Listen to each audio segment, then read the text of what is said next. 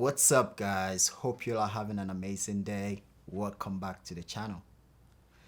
First off, before we start today's video, I just want to say thank you guys so much for supporting the previous video. I never thought it would get that much views or if anybody will be that interested, but I really appreciate you guys watching that video. A few weeks ago, probably like a few days or a week ago, my friend Dave reached out to me. Well, actually, we were talking, and then he mentioned that he's offloading his Leica IIIf and wanted to ask me if I was interested in purchasing it from him, and that if I wanted, he would first give it to me to shoot and try, of course, see if I like it, because as you all know, the Leica IIIf is a little bit of a strange camera, has a little bit of quirks to it, and it's not for everybody. So I've already showed interest in wanting to try one of those, and so I said yes to it, and I drove over to his house over the weekend, picked up the camera, and then I shot my first roll. So today's video is basically me just giving an overview of the camera, my first experience with it and what I thought, and just a few mistakes that I have learned after shooting it, that in my next roll potentially I can get it right and have fun with this camera. And before I even start going ahead, I'm just gonna say yes, I love the camera. I'm going to end up buying it from him, and I'm going to pair it with my Leica M5. So stay tuned. Let's get into the video. Here it is. Here is the camera right here.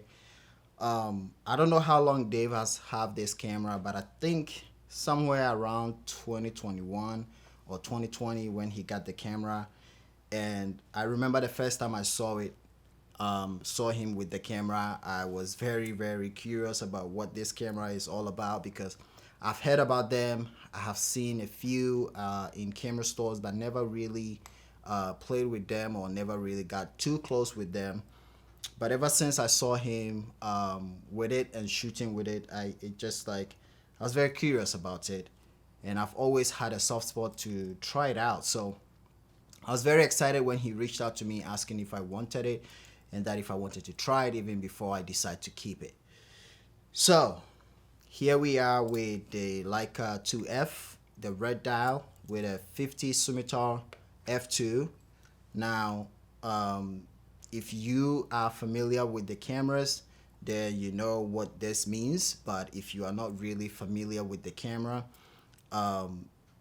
there is different versions of the Leica IIIf.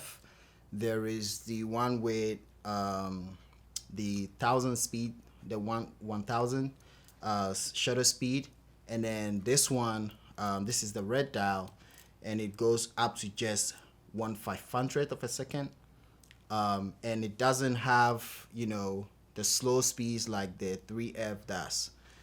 So this one is very simple, straight to the point. And then with the SUMMITAR lens, this lens, it doesn't have the click apertures. It just like a smooth, when you change the aperture, it just like very it doesn't have any clicks. So it's, for me, when I was shooting it, I didn't really struggle or find it hard or like accidentally bump the thing. I don't know if also because Dave told me about it, and so I was very like self-conscious about it. Anytime I'm going to take a photo, I make sure the aperture is set to where I want it to be, and not just like running and shooting around.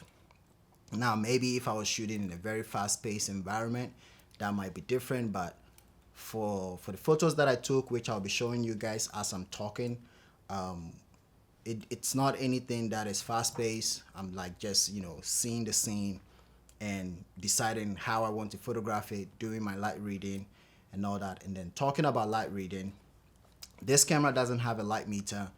It's all manual, all mechanical, doesn't have any electronics, other than it has this flash sync port that you can use for your flash.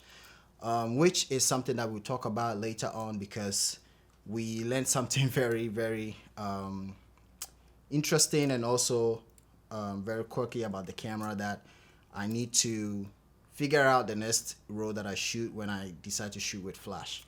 So for light meter, I'm so glad that few months ago, if not up to a year, we were in Chicago and went to this downtown Central camera, and I found this KBANA light meter that I bought.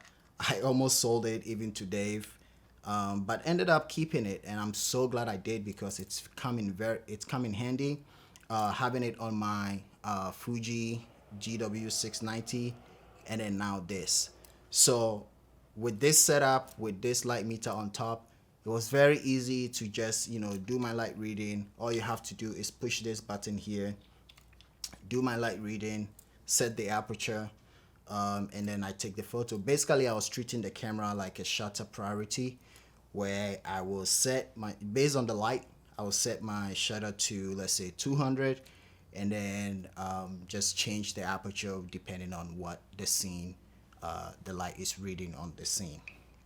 So this was the setup that I was using, and initially I thought, instead of a rewind lever, this is a knob. I thought it was going to be annoying. I thought I was going to be tired of it.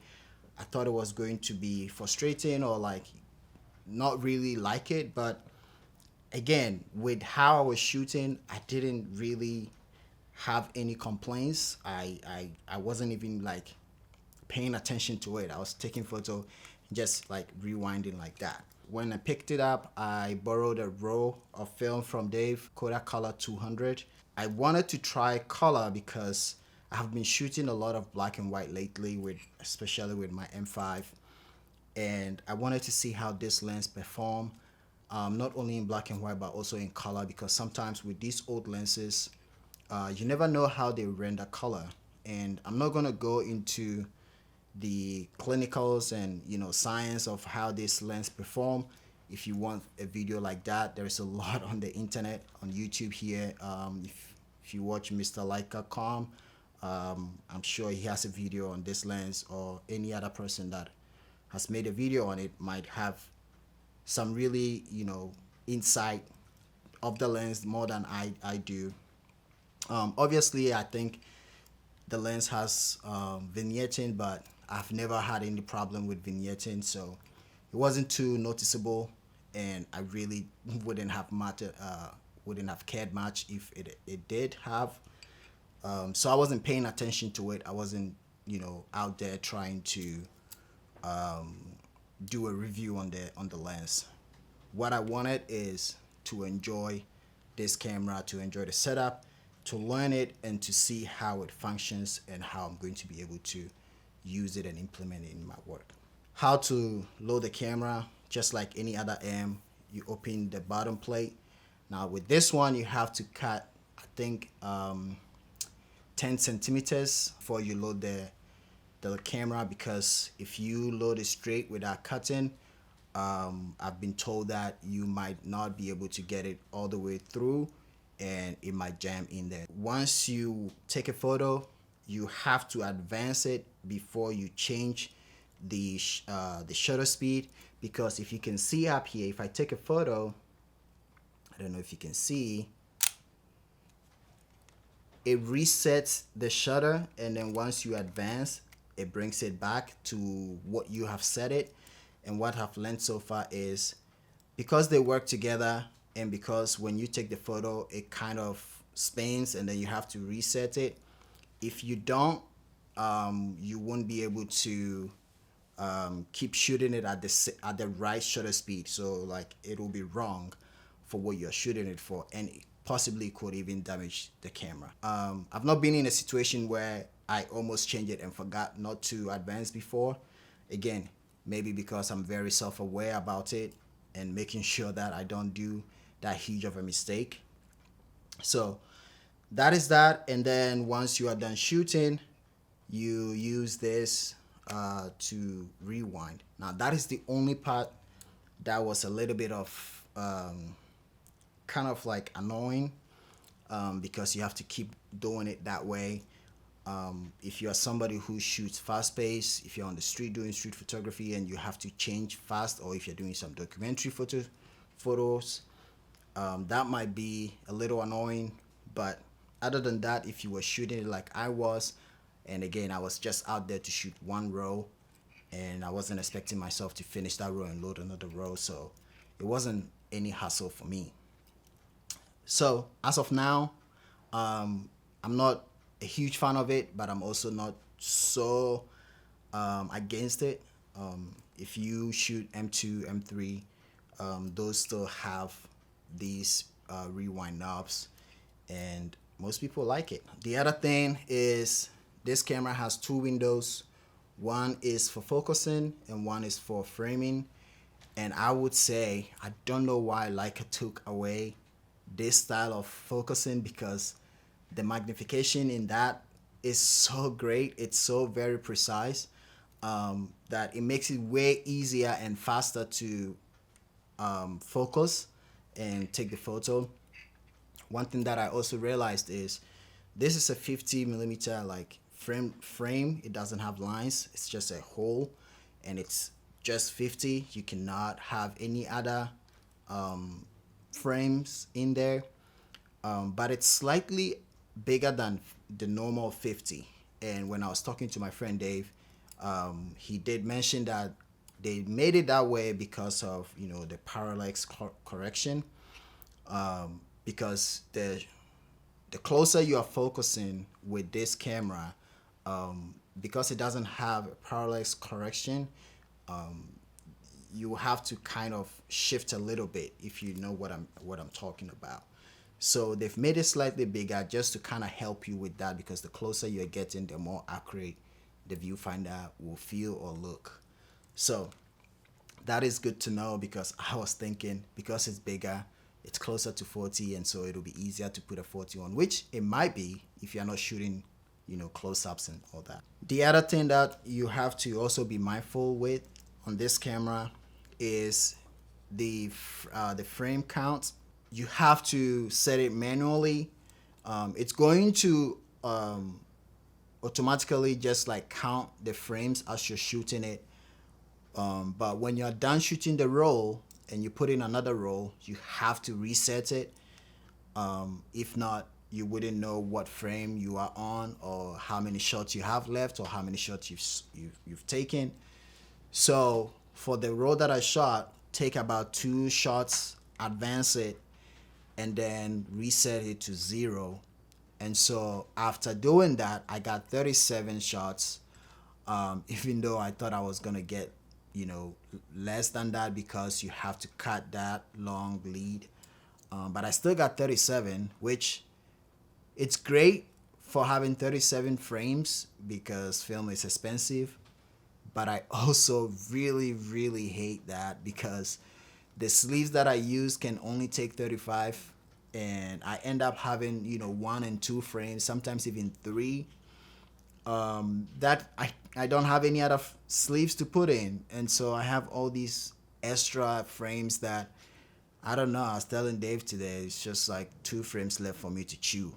Like, what else can I do with it? So it's kind of annoying, but anyway, you get 37, or if you're lucky, even 38 frames out of this. I had never shot a collapsible lens before, but I'm very excited about it, and I mounted it on my Fuji camera and shot some portrait with it, and it was great. I really like how the lens renders. Now, if you're putting it on, especially if I'm putting it on my M5, I have to make sure that the lens is always like open or pulled out and not pulled in, because with this camera, the way the light meter is set up in here, it would damage it.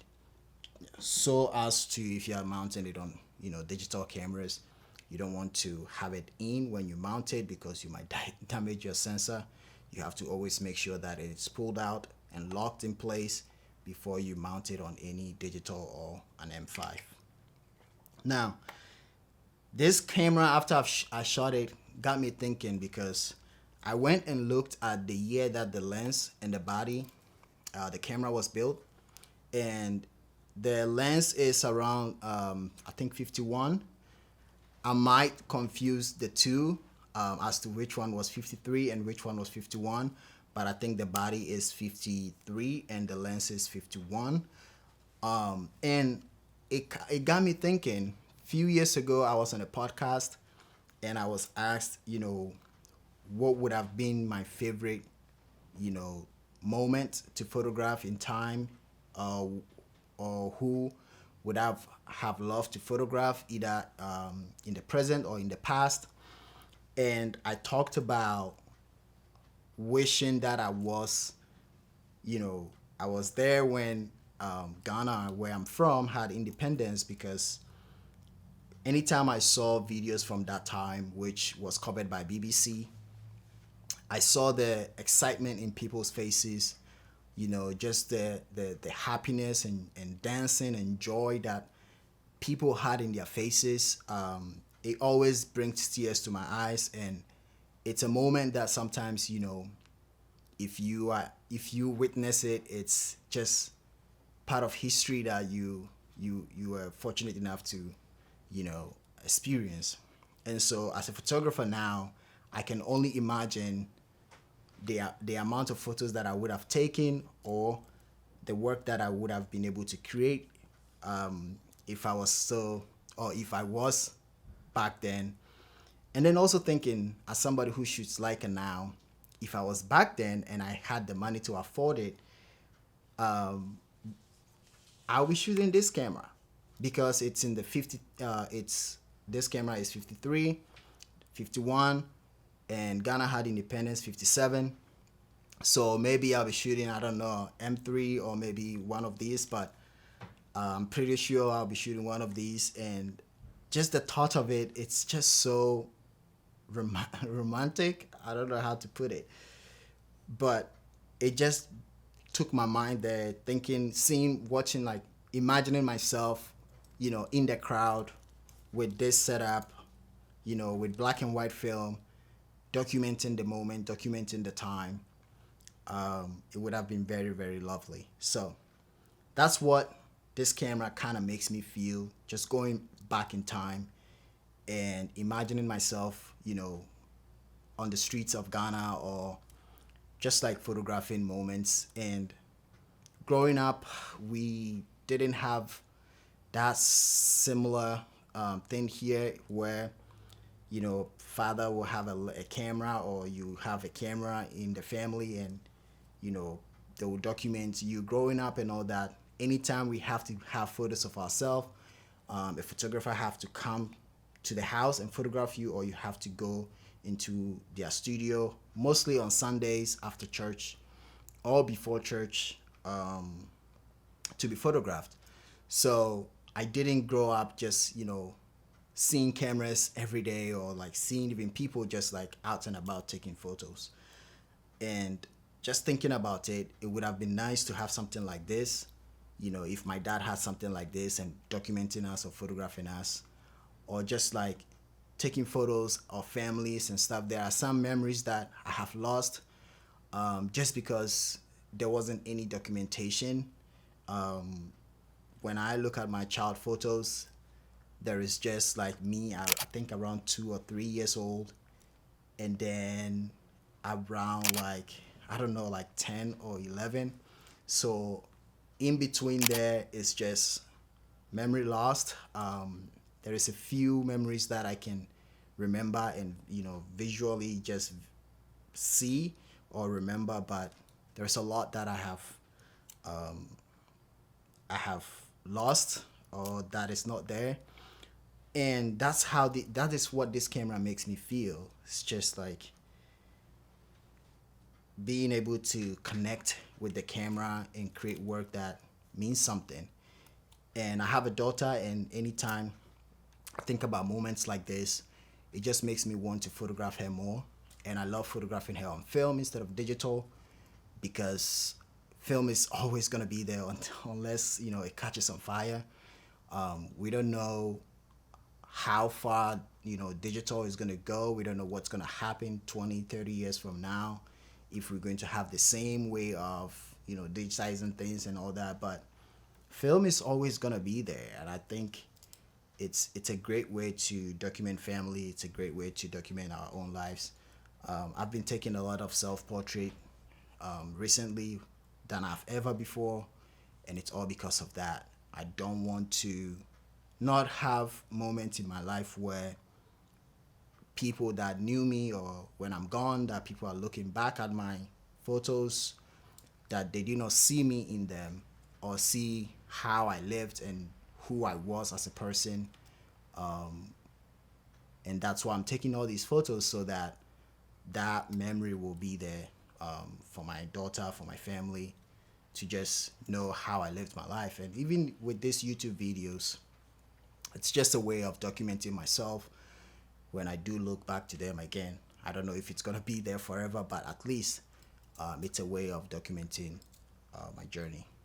Sorry, I didn't mean to like go that deep with the whole memory family thing, but that's how this camera makes me feel, and it's a great feeling. It's a really, really great feeling. And so I really do appreciate Dave a lot for letting me borrow it and trying it before even deciding to buy it, and which I am going to, because it's a beautiful camera.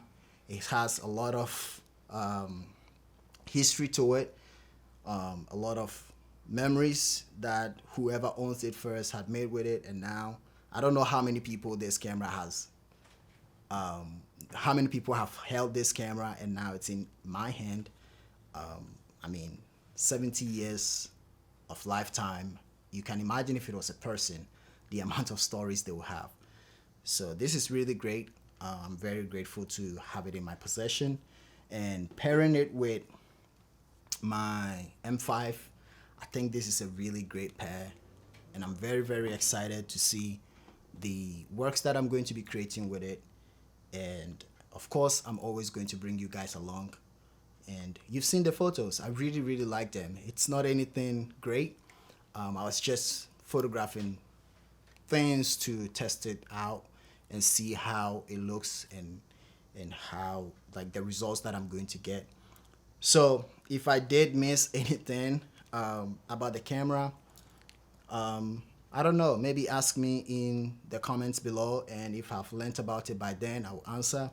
But if not, I'm also still learning, and I'm also still watching other videos.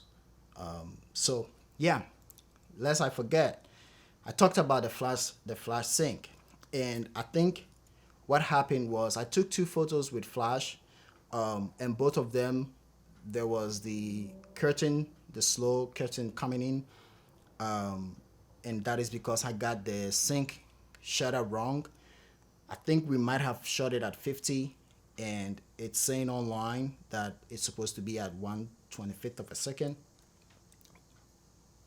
Yeah, I don't know how to say that, but 25th of a second, whatever, instead of 50. And there is this dial here with numbers from 0 to 20, and reading from a chat that Dave sent me, it's saying that if you are shooting at 50th of a second, set it to 0, and if you are shooting at 25th of a second, set it to 20. So I'm going to do the test on that for the next row that I shoot.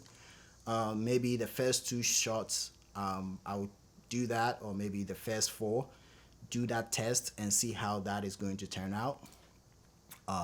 So yeah, I'm looking at the time now, and I think I'm like way past 20 minutes. I didn't want this video to be that long. So thanks for watching. Really appreciate you guys. I hope you enjoyed it. I am going to enjoy this camera, and I'm going to shoot more photos with it, and I'll obviously share it with you guys. So I appreciate you being here. If you like to see my work, follow me on Instagram, Edmund K. Boateng, or you can follow me on Silly Street Boy. That's where mostly I post all these photos that I take on these cameras. But if you like to see all my portfolio and my films that I make, check my website out, kboateng.com. I really, really appreciate it. We have a magazine, KBANA Magazine. I'll leave all that in the description below if you like to check it out too as well. It's not just my work. There's 12 other artists in there, and it's a really, really great magazine, and I would recommend it if I wasn't the one that even produced it. Subscribe to the channel if you haven't already, and I'll see you guys in the next one. But until then, bye-bye.